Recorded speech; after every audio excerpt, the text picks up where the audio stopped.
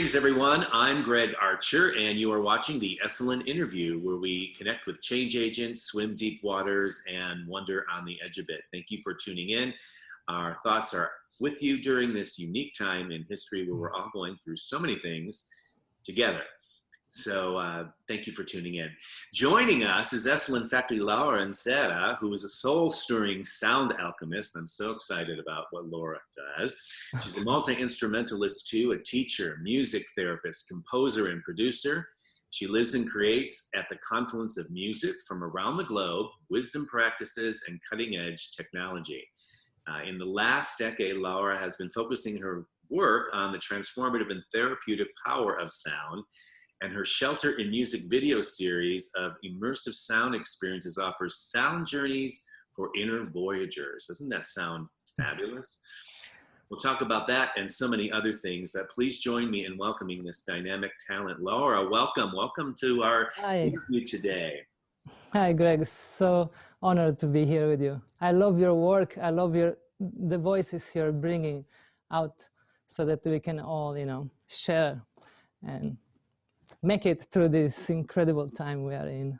Make it through, yes. I thank you. And I feel many of us need to be heard now. And there's so much to listen to now, too. And there's so much wisdom out in the world now. And sometimes it's sort of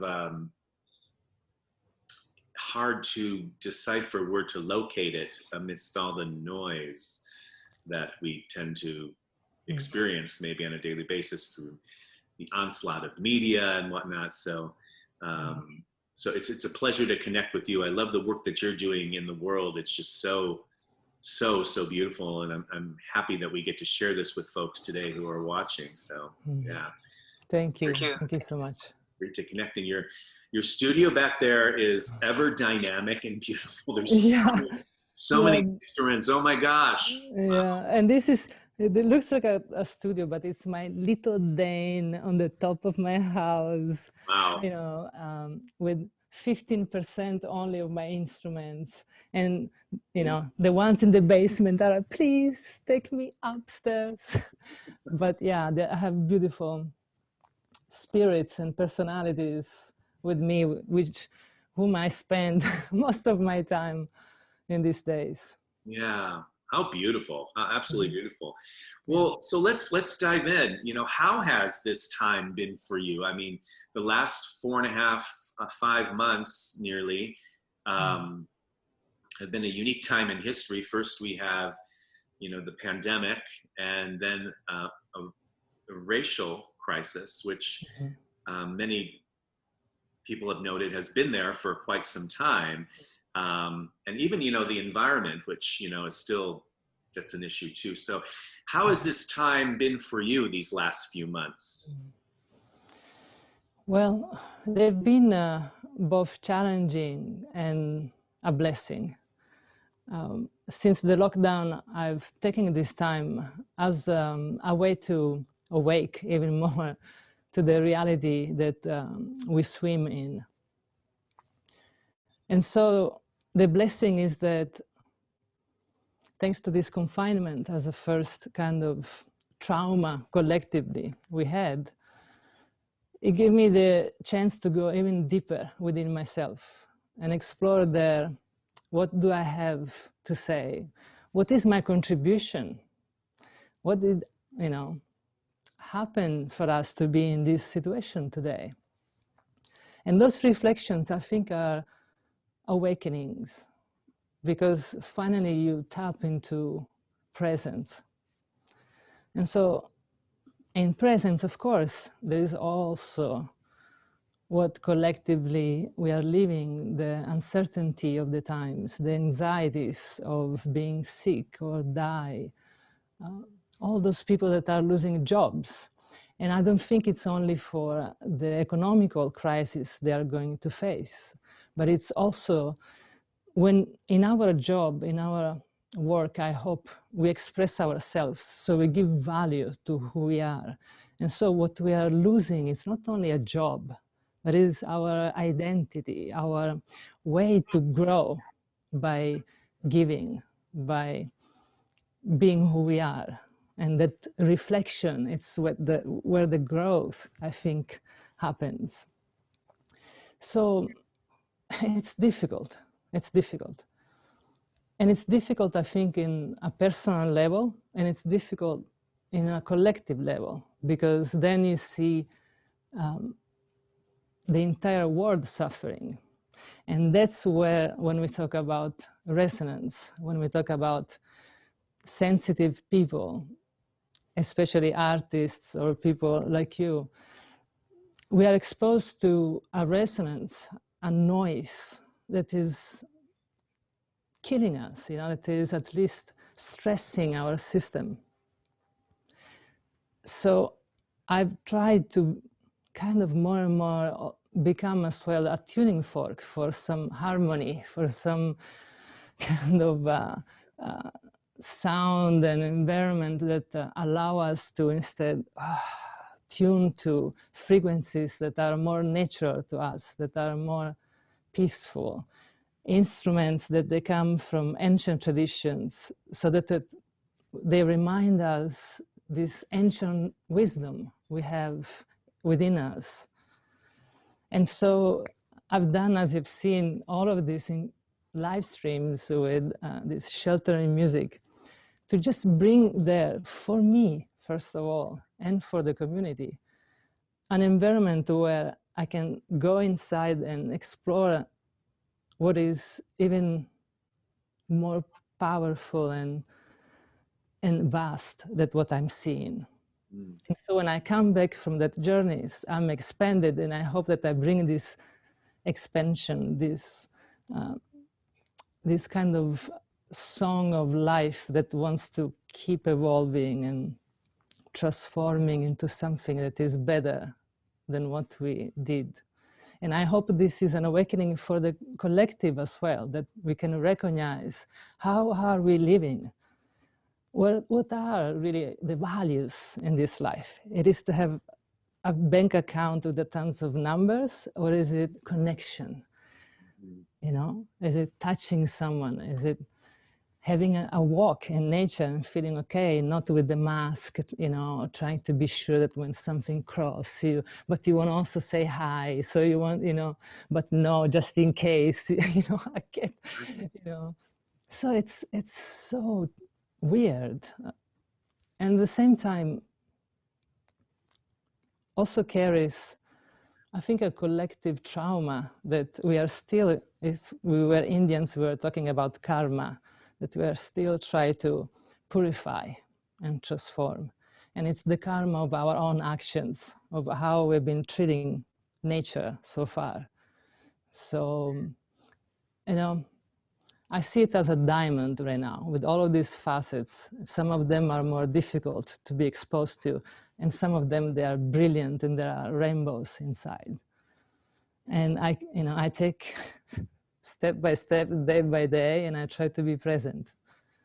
Yeah, I mean, the fact that that's so beautifully put, the way that you describe that, and about diamonds. I think it's, when the light shines on a diamond, in different phases of ours as well, right? And you get activated as well.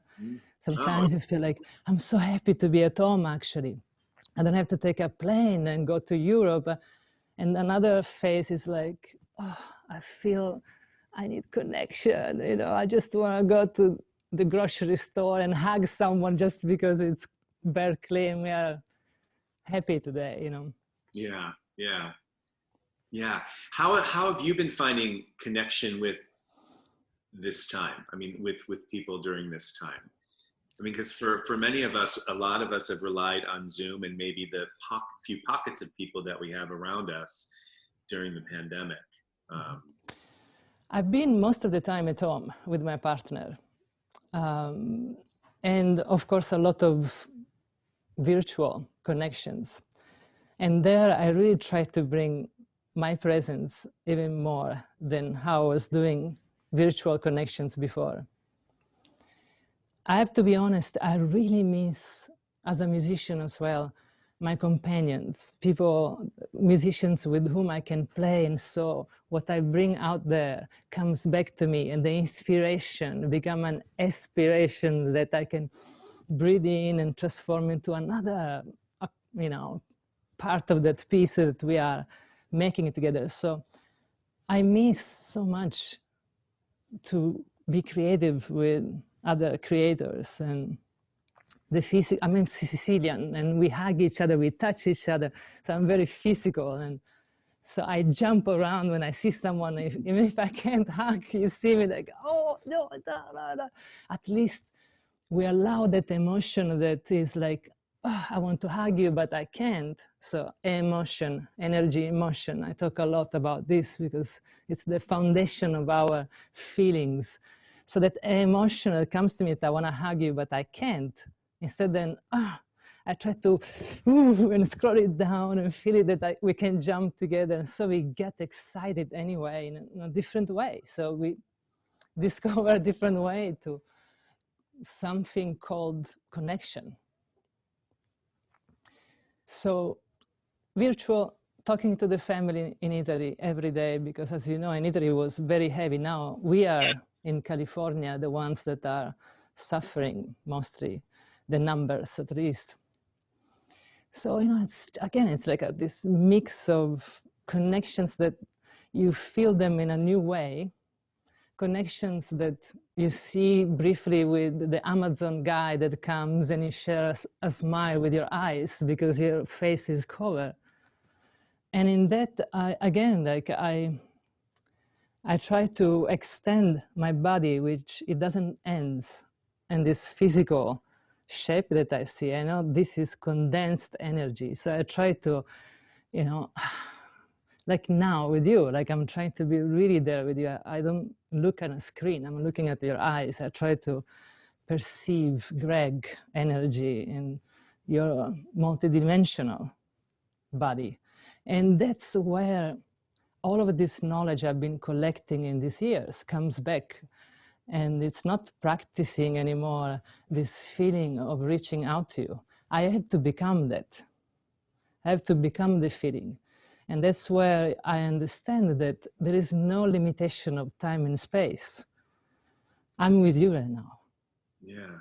Even if we are separated by so many miles. But I treat it, and I get goosebumps when I'm telling you this. It's not a phrase. It's, I'm feeling it, so I'm touched by it. And that I feel that touching is what we have right now. And again, what a gift to go into this more subtle aspect of what we are, and not who we are, what we are, because we all have these senses, we all have this potential sensitivity that instead of being hurt by news can be refreshed, can be awakened, and can nurture ourselves back, you know? Yeah, it's such a beautiful distinction to make. Instead of sort of reaching and searching for that feeling, you become that, and Yeah. you emit that, you know, which is so beautifully put. Wow. Wow. Do you think that that's one of the lessons that maybe this time is attempting to teach us, is to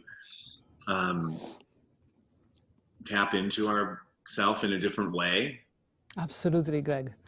Not only it's telling us to discover those aspects of us that we already are, that are dormant, those especially divine aspects of us that are dormant, because in this society we never needed to use it. So they go dormant. This what we call intuition, what we call sensitivity or sensibility, what we call, you know, in the energetic world, you can call it many ways. So it's that other aspect of our body that has these forms of receptors. I call them almost antennas. And if you awake them, there's so much to feel. There is so much to be full of. There is so much nourishment. And then there is the unseen world, which comes even more subtle. And it's all of this information and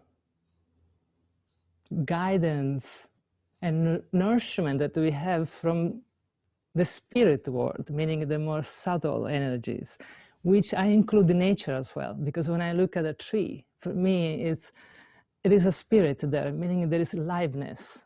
Maybe because I come from a land where I grew up so close to nature, and it was alive. It was actually, they were my best friends. You know, the sea was the one I was sometimes fighting towards, and you know, and so forth. And the volcano, the Etna, just there is so much more inside of each of us than what we see with our open eyes. And that's where I think it's important to close your eyes and just go into your inner landscape and expand. And believe me, there is no confinement there. It's really up to you, and it can be so vast that you become the whole universe. You just become, I don't have even a word. That's where I go when I go to music.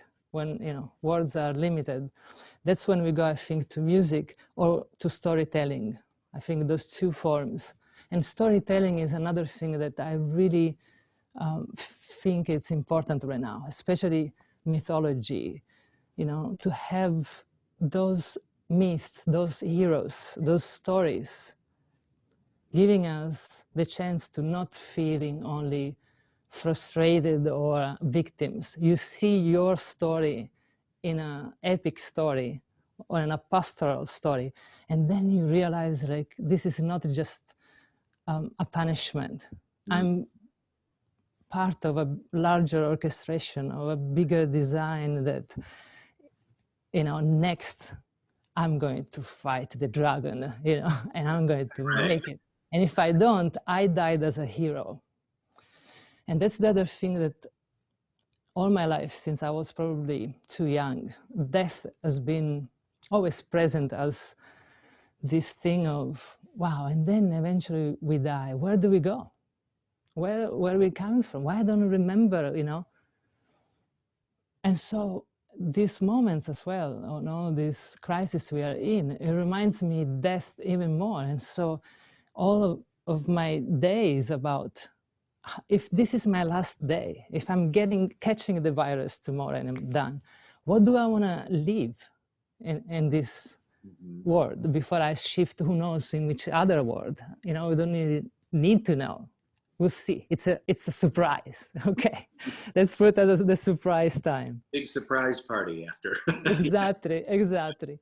But then, if with this manifestation of my energy, I'm gone, what do I want to live here for, you know, as a continuation, as a purpose, that if I came here and I've been kind of carrying all of this ancestry, lineage kind of heritages, which comes from loyalty, it comes from novelty, it comes from traumas, it comes from all of these packages, and I'm kind of getting, you know, out of my system. And the spirit, you know, the soul that who knows how many times has, you know, done this, or what was the curriculum, that, and why did I choose this instead of that? So all of this at least has to have a value bigger than what I can conceive. And so that's where, what do I want to live? How do I want to show up? Am I happy to live? Am I ready? I want to be ready. So, okay, it's the last thing. Okay, at least I leave the live stream and people can see me there. Or I don't know, like, let me call my friend that I didn't reach out 20 years, just to say that I love him, so that if I die, that's not something I'm bringing back with me, you know, it's done. Right. So this is also a beautiful opportunity to relive your life, and in this present to choose, if I'm, okay, this is my time. Do I have regrets? Was it a well-lived life that I'm proud of? And if it's not, do something. Do it now. Because I don't believe we bring with us when we die money or our records. We bring memories, for sure. You bring the emotion, the energy you've been collecting. You bring your wisdom with you, because there is a journey that we don't know how it's going to be. As when we came here, we were babies. You didn't know, and you have to manage, right? Probably next is going to be the same. So what do I bring there? Is as much as possible energies and this kind of strength. What does give me strength? These are the questions that I ask in my journeys every day, every week when we do a shelter and music journey. I try to bring there an inspiration, just to give people like a chance to ask these questions. You know, how is like a life well lived? What does it mean for me? So that you tap there and maybe you do something in this time that we have to address. Yeah. Was that one of the reasons why you created Shelter in Music? Yeah. What were some of the thoughts behind creating it? Because it's we can show. So Shelter in Music, Shelter in Music was in reality a response to the lockdown. Here in California, they call it a shelter in place. In other parts it's different, but so when I heard shelter in place, and of course all of what we received as a shock, right? The first thing I felt is like, wow, shelter in place for a lot of people means 4 walls. It means more constrictions of what I'm experiencing here. And yet, look how I feel. I felt so, I'm a tiger in the Chinese horoscope. I'm like, a child that I've been always, so freedom for me, it's essential. So imagine like a person like me was like, what do I do now? Yeah, I'm a dragon. So if you don't belong even to this land, and you're talking about freedom. I know. Exactly. And I can sense it. So first place where I went was music, because music has been a shelter for me since I was a child. So when I thought music, shelter in music, for me was a possibility to shelter in a place, like in these chambers, this environment that music creates for us, where you expand and you don't feel anymore the constrictions of your walls. So shelter in music was right away a response to my first in place anxiety and sense of limitation and constrictions. And because I've been always committed to the community, because I don't believe in personal only, well-being, but the collective one, as you can see with the virus, we need to be all healthy, not just. So I thought, okay, let's activate my engineer mind, because of course I've done soundtrack for movies and recordings. So I had a couple of microphones, and let's put upstairs, all of my gears together so that I can right away, especially in Italy, it was a disaster at the beginning. So I was worried like crazy for my family. Let me bring right away all of this and see if music can allow us to find a place where, without words, we can just get into these inner landscapes and expand. And maybe there find some breathing, some peace. And in that, I had to also bring together my practice, like resonant healing, what I do usually for healing kind of purposes, and put it into this high-tech thing. But even for me, like to now deal with the screen, like, it was, at the beginning, it was super weird. And then again, adaptation. Then you adapt to that, you see the response back. And then I was asked, please don't stop, because finally I'm sleeping, or finally I have a moment where I feel sane again, or people asking me, anyway, I saw the response right away that was needed. So I decided to keep doing and do this second season in which every week there is a theme. It's more like kind of, again, a possibility to get as well certain qualities of the experience. But in my work, I never suggest this kind of instrument or this thing I'm going to play is going to give you exactly this kind of result or this kind. My work is, I believe basically that everybody is different.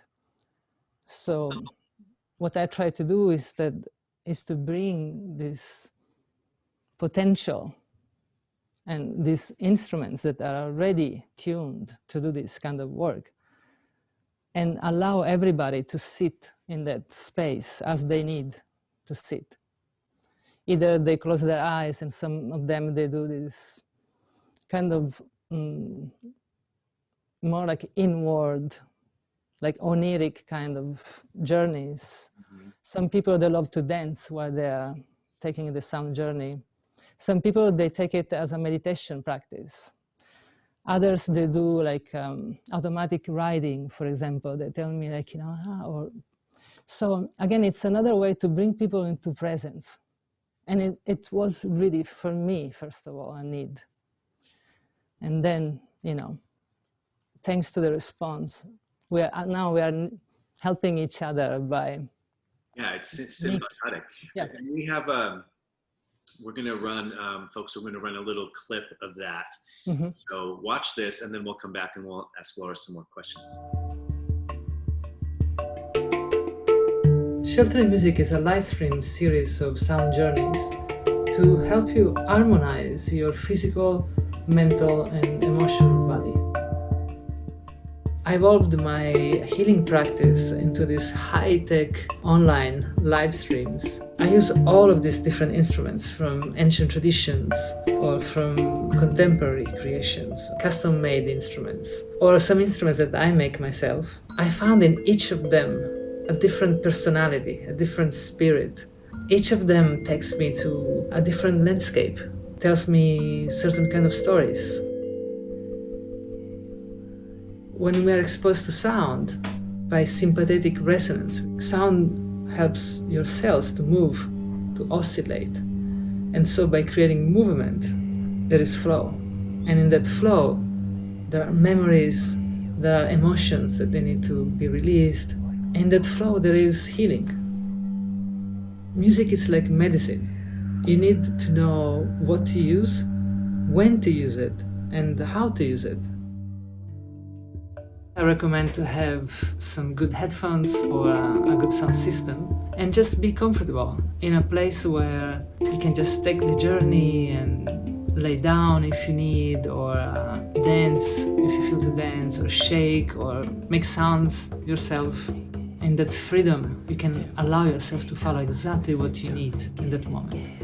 Some people love to take these sound journeys as a form of meditation, or to do an inquiry, or to connect to their ancestors. Some people love to have a journal and to write notes after the journey. Every one of my gifts, my trainings, the experiences I had since my 20s, being a multi-instrumentalist, a sound engineer, a producer, all of this is somehow translated in my therapeutic work. There is so much to say. I hope to maybe meet you in person one day. For now, just stay tuned to yourself. Thank you.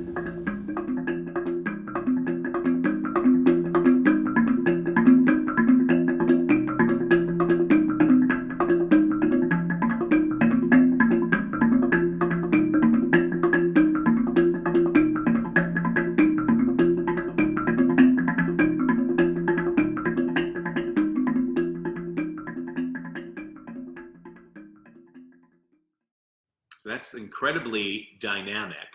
And I know there are a lot of positive elements to experiencing something like Shelter in Music with instruments and sound and what you call resonant healing through the work you do. I'd love to talk about how that process helps us.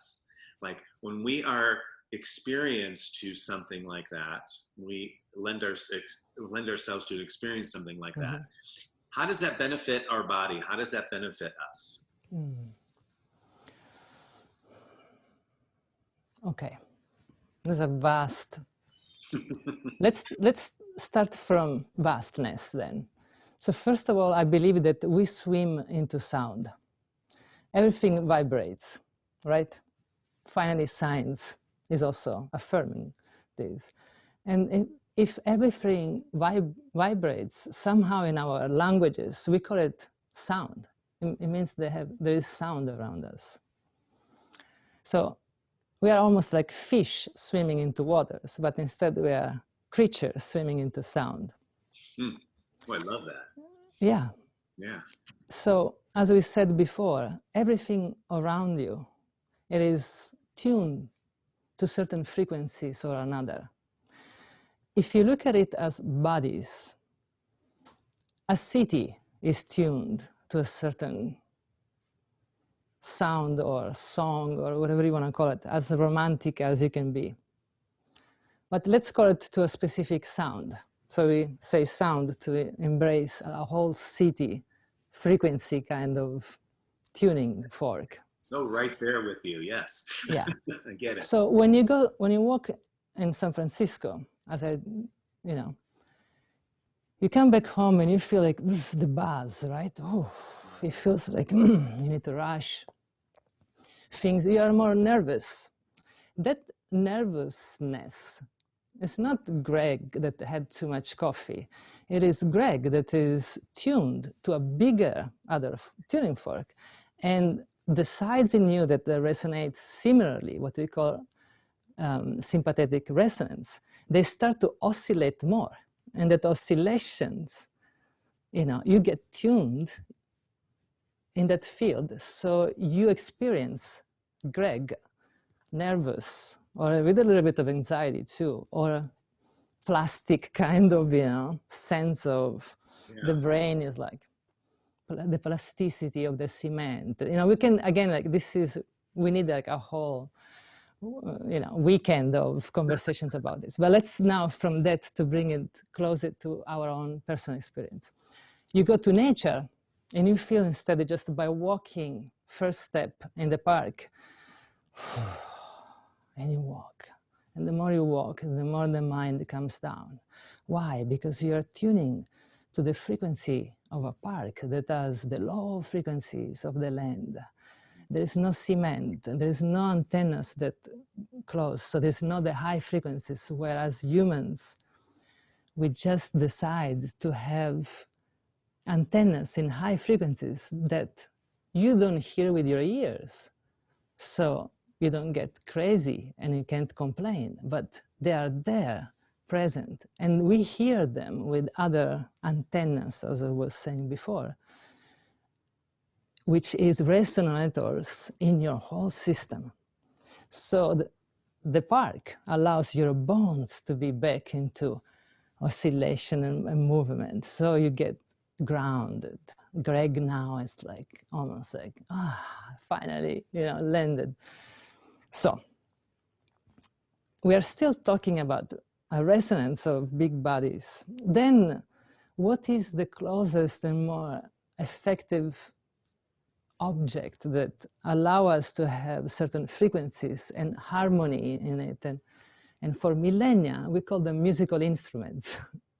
The beginning was the voice, and then all of these other expressions of the resonance of nature going through a bamboo, and so then flutes, they came in, or drumming, the heartbeat, and so forth. So our body, it is an orchestra. You have a heart that is beating there every second of your life. Otherwise, you won't be here with me talking. It means you have like a drum kick, a groovy, there, tutum, tutum, tutum, tutum, tutum. And you're just like, And so unconsciously, we have a sense of time for that reason. And when we are out of time, out of nature time. That's one we are off as in this moment in time. Again, these are bigger conversations. Let's stay with your question as much as possible. So your heart is this beautiful drum that is beating for you and giving you your own rhythm. And the whole system has many cells that are all vibrating. And organs, if you look at them again as bodies, your kidneys are like, all stressed. Your liver is like, give me more sugar, you know, so you are an orchestra in a certain form or another. So not only you do tune to something outside of you, but there is an inner orchestra in you that is running. When we are exposed to sound, especially certain sounds that they come from ancient traditions, meaning certain kind of frequencies that we haven't been exposed to, that by being exposed again, activates these different parts of our self or our being that is more ancient, and it's tuned to nature, because we come from nature, and these instruments, they were rooted in nature and rituals. So that's already a simple way that just being exposed to certain kind of instruments or music, just that allows your own system to tune, to resonate with certain kind of frequencies that open and release by oscillating certain informations.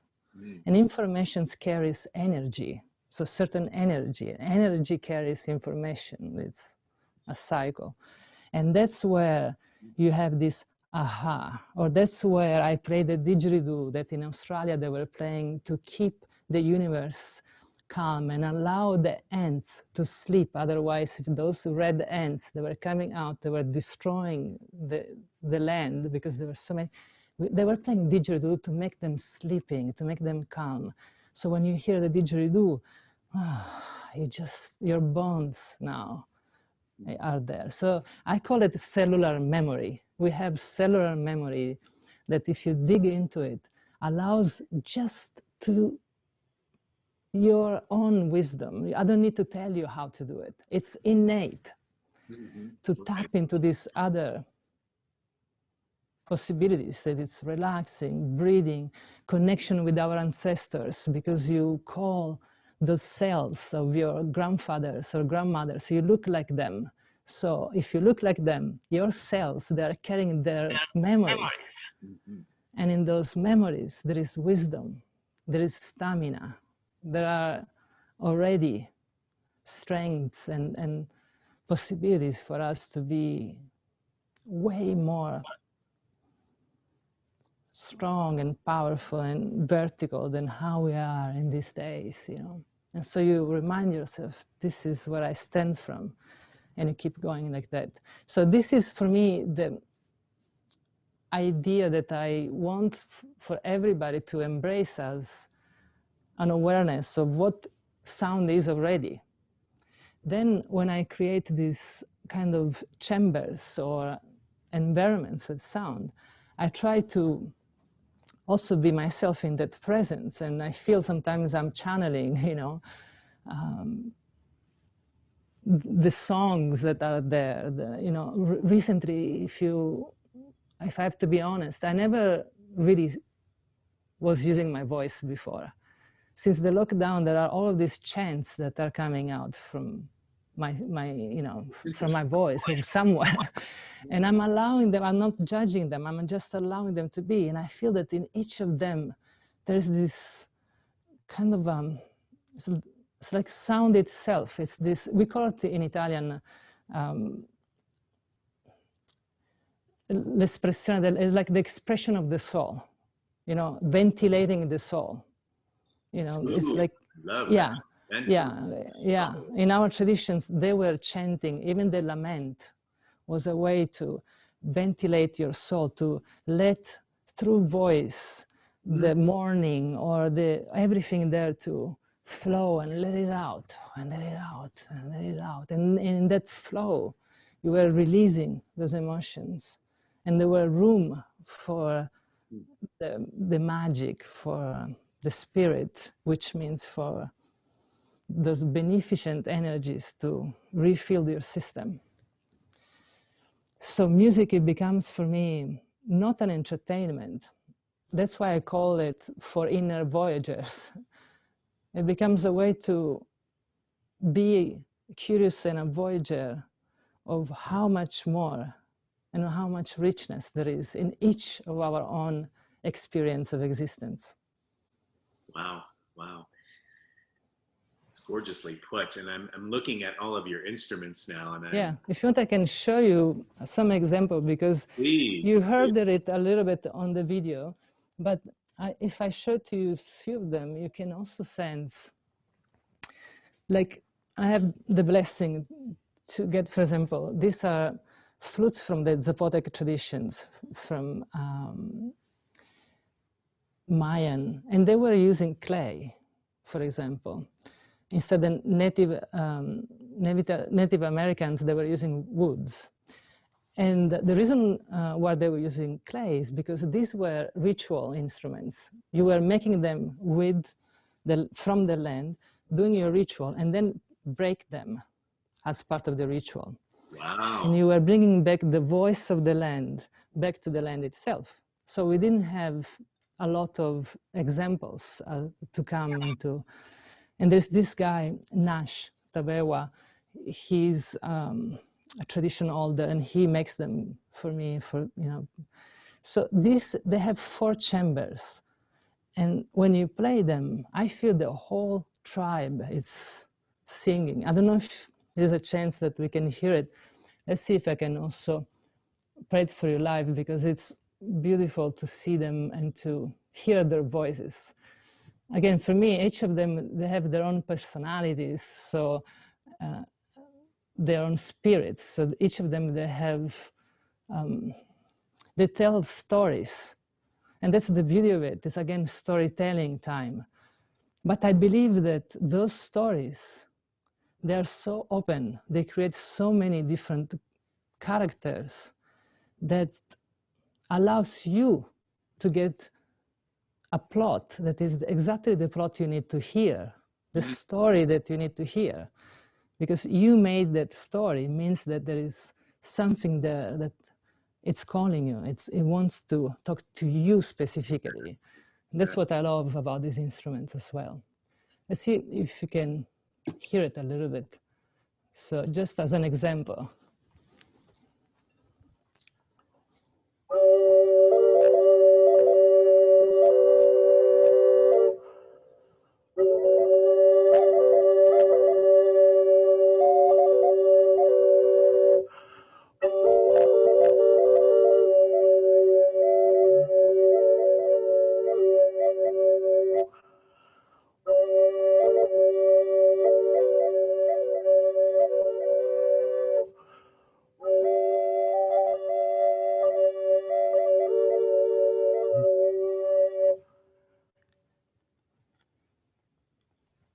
Oh my. I hope that Zoom gives you, just to tell you, like. Yeah, I could swim in that sound for quite a while. That's Exactly. Such a beautiful sound. Wow. And so they created this field, and swimming, it's, as we said at the beginning, a good metaphor. We are like fish swimming into water. We are creatures swimming into sound. This is my new phrase. Thanks to this, I never said it before, so we can quote each other about brand this. New. It's brand new. Yeah. Laura, how did you find this path? How did you get called into doing this particular work? When you were a child, were you curious about instruments and sound, or? So, as I said, I grew up in Sicily. Very, very, very intense Beautiful land. place. Beautiful, but believe me, very intense. And I was a sensitive child. So, like intense energetically, or? Intense energetically, intense as a culture, intense as the history we've been through. Sicily was conquered by all of them, from Arabic word, the French were there, the Americans were there, everybody is swinging by Sicily at a certain point or another. So in our culture, like, we have seen a lot of people coming and taking our land and trying to change the tribes. And instead, what I think was our luck, we kept our language. So Sicilian, the language that my native language, it is not Italian. If I speak Sicilian to an Italian person, the person doesn't understand me.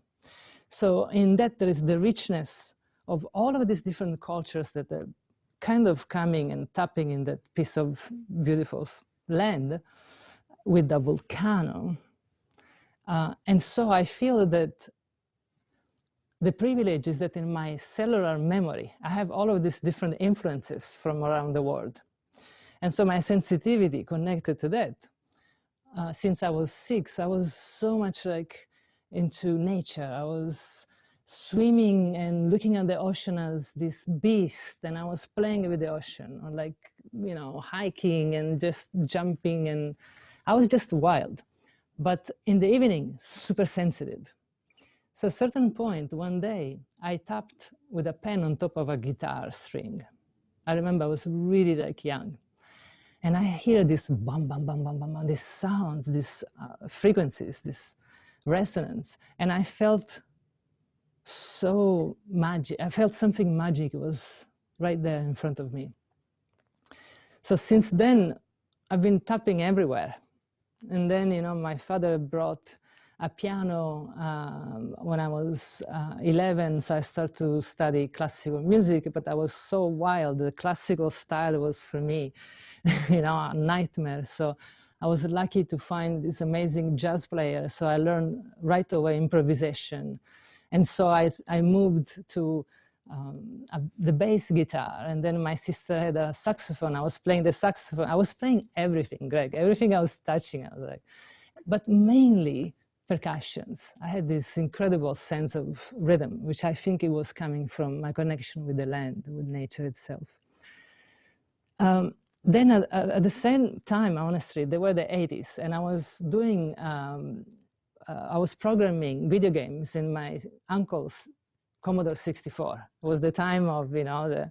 Oh my! So Wow. yeah. So I was already also in the virtual world. So the virtual world and the natural world, they were kind of, for me, the same thing. It was part of my experience of this life. But it was not enough. So from I was 15, I started to dig into alchemy, into more what they were calling esoteric work, Gurdjieff, all authors and different traditions, Indian traditions, so forth. So I had also this, like, I don't know how to call it, like, I need to know, there is more than what I see, and so I was digging into. Then I moved to Rome, and that's where I started teach music. A woman saw me playing the djembe and asked me to teach the djembe. So that was another way for me to enter music now, because I need to make money. I was like a student of psychology and ethnomusicology. So from that, music was also my teacher. While I was teaching, I was learning so much because I had to slow down and understand what I was doing. And then all of these instruments I was playing, djembe, didgeridoo, they were back then super esoteric. No one was, what are these? So I started to do soundtrack for dance companies, theater, and then I was using computers, so I was doing documentaries. So for me, music has been always a way to describe reality. It's been always like a storytelling. It's been always infused by all of these traditions, not only the object itself, which we call it a flute, or a percussion.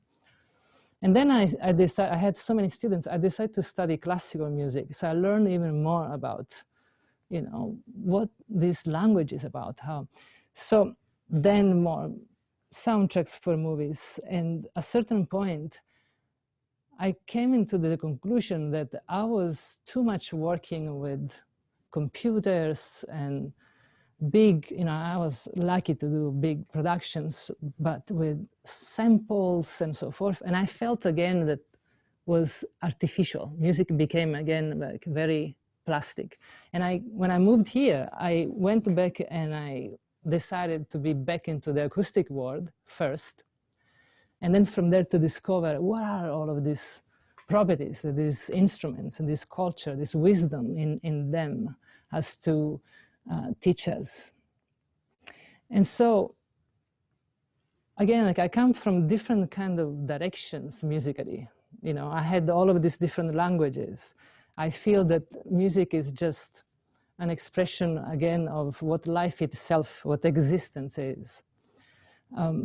So my personal path and my professional path, they are basically linked in a way. It's like my DNA, There is my, the musician, the shaman, the healer, the human, the child that is there, like, everything, every kind of aspect of me, I intertwined into my personal evolution, and as such, in what I try to bring as a contribution to the community, with the hope of also bring evolution and transformation.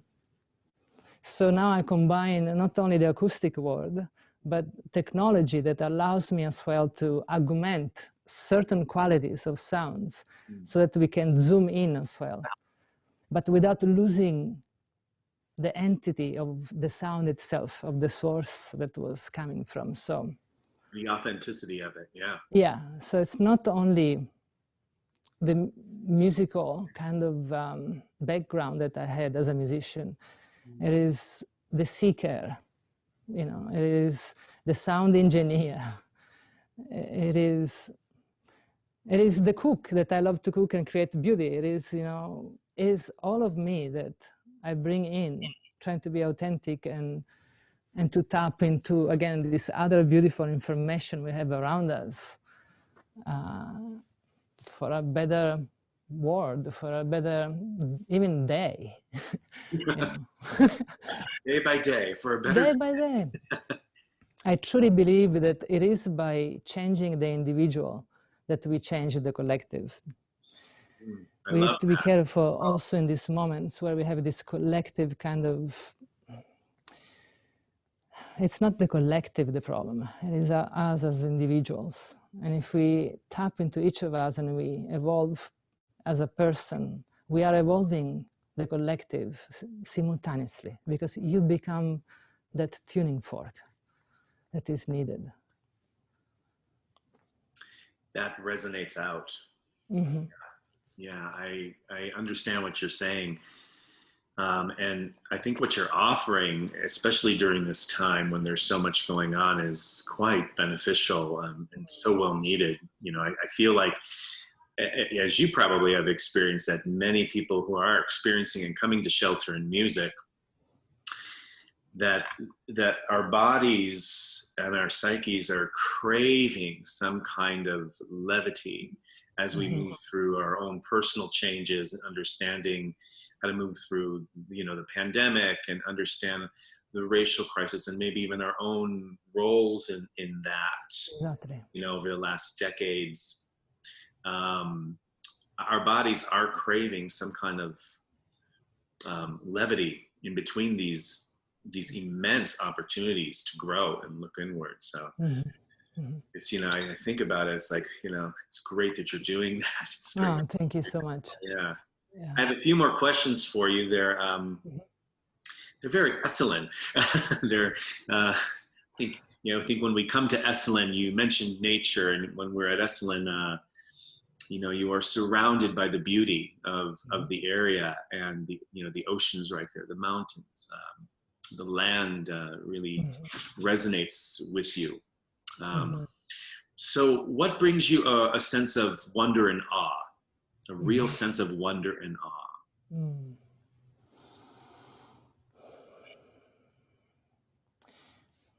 For me, the first thing that comes to my mind is when I see a flower sprouting.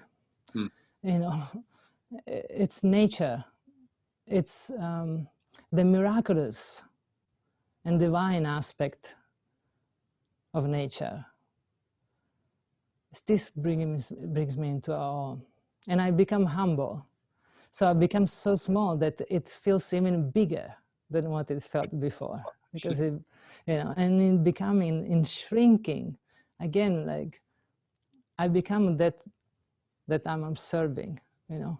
I just it's so small that now I am the flower. And you talk about Esalen. We are so lucky to have a place like that in California. Esalen, I believe it has a specific tone, if we talk about a tuning fork, Yes. that catalyzes, as you've seen, and has done it in history since the 70s, all of these amazing humans that they have important messages for us. And it is because of the land, that way in which it curves, the ocean energy that, you know, comes towards you. But I think there is something in that land, as there's a beautiful book, you can, I imagine you know it, that tells you even more. So that's what brings me in a hole. When I'm in a place where I can sense that there is, again, something that I don't see with my eyes, but that allows my antennas, my senses to open, and I receive all of this other twinkling and whoa, you know. But then at times, you know, I just cook a meal and I look at it and I'm in awe. And because beauty for me is what we can put in one word. And beauty, it is not objective, it's personal. Beauty is what in that moment is talking to me. And again, it's all about connecting. So, and those are the moments instead when I feel sad. And this, as you said before, like how do you feel to not have connections? I feel sad when I don't feel that connection. So either I have to go inside of me and expand, or like I come back upstairs and I drum, you know, with the drum in my body. So to connect, it's all about connecting. All about connecting. Yeah. Yeah. Thank you for sharing that. Woo. Yeah. I felt that. Describing that. Well, one last question for you. And you may have answered that in all that you shared with us today, but maybe not. So what is the most interesting thing you've learned about yourself lately?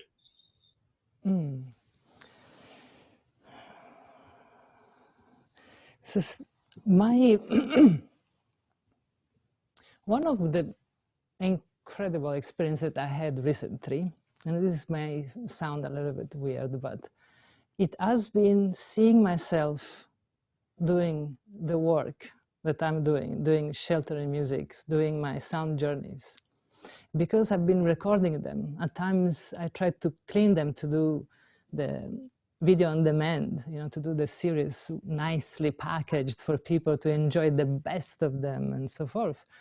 So I tapped different times in being exposed to my own work, which is not my own at all, because I've learned how much more is there, that when I'm in that space, I become, and I feel this strength, which is not the same person that lays down on the couch, super sad because, you know, we are where we are.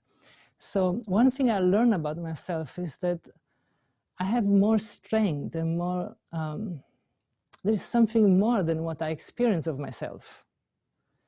And to see myself there as giving me the possibility of trusting that even when I'm in those moments, it will pass. It's something that I have to connect with, I have to be present of.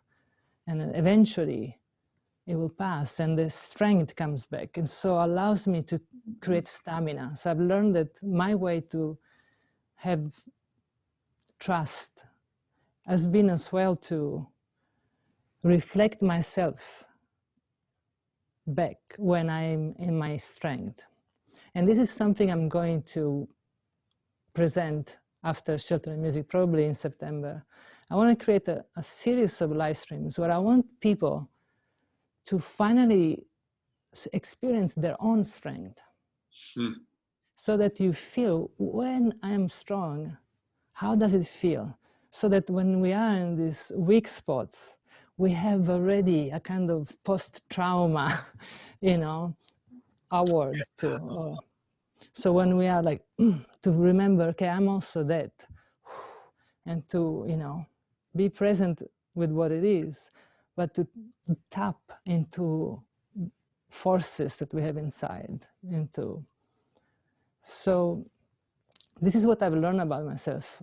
I thought that I was strong, but I didn't know how much more strength I can gather when I'm also allowing myself to be in this channel of transmission.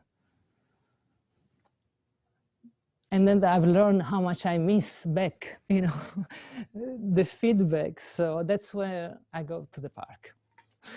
Or when I'm excited, I'm talking with you, and I know that right now we are connected to all the community that is there listening to us, and that's the magic, and that's the privilege of technology, and that's what we need to use technology for, to Right. immortalize moments like this where we can still be alive in the message that we're bringing. It's, again, just connect to yourself, just stay tuned to yourself, and find in the tuning, what is your more intimate sound?